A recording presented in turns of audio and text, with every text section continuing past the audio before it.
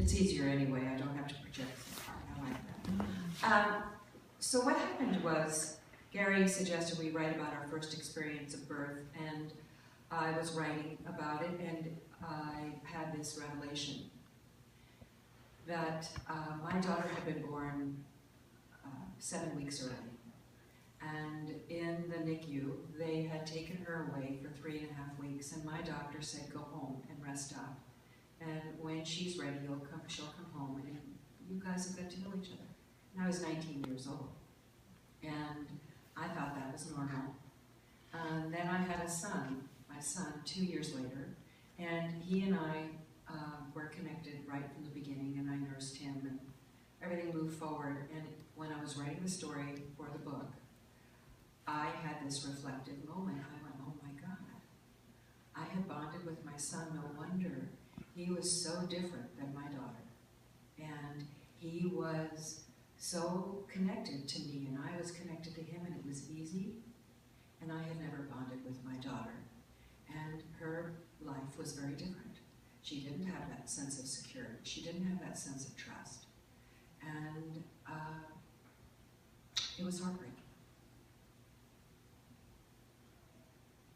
So I kind of changed the direction of my life and decided that what I would do would be to figure out creatively what I could do to bring this to a conversation and help other people know about it. That if you don't know, you don't know until you do. You really don't know. So we created the book, we created scientific studies, we did all these things, and it wasn't going to reach a population that was really going to talk about it the way it was going. So I had to write a musical. Of course. So we're going to sing about it. May I say one thing? It was really interesting because David and Lisa and I wrote the book together and created the book, the CD that went with it. And what was really interesting is, you know how a certain meme is not, the culture's not ready for a meme? We put a lot of resources in to try to get major national press on this book that came out 4 years ago. And the subtlety of bonding and what it means around emotional regulation and resilience and frustration tolerance and all the things Dr. Phillips could talk about more articulately, it just went past most of the media people. They just thought, nobody's going to understand it, they'll make themselves feel badly if they didn't do it. And it was a very interesting issue. We were talking about something important, but it was really challenging to get America to be interested in this subject. And then we realized that how fundamental it was to people's very sense of being. And I just felt like it was important to say. So that's that great way to talk about Yeah, this. great. Yeah. Well, in the Sacred Hour story, you kind of got the picture that I had a similar experience, only for me it was only 24 hours. It wasn't 3.5 weeks. And yet it was the same effect. There's something about that first meeting that makes a difference. And when I share my lecture and presentation about the importance of keeping mothers and babies together to audiences which are mostly hospital-based audiences, they get it. And what's important for them to know is that although it isn't the only time that someone can bond, we can heal from the wound of separation, but with much effort. It is an important time that once lost, you can never recover those first moments after birth. It's a once-in-a-lifetime experience. And so, whenever possible, we want mothers and babies to have that experience because there's something very special about that time. Like, what I'm finding is that after every presentation, usually there's 1 or 2 people that come up to me, mothers who say, that happened to me.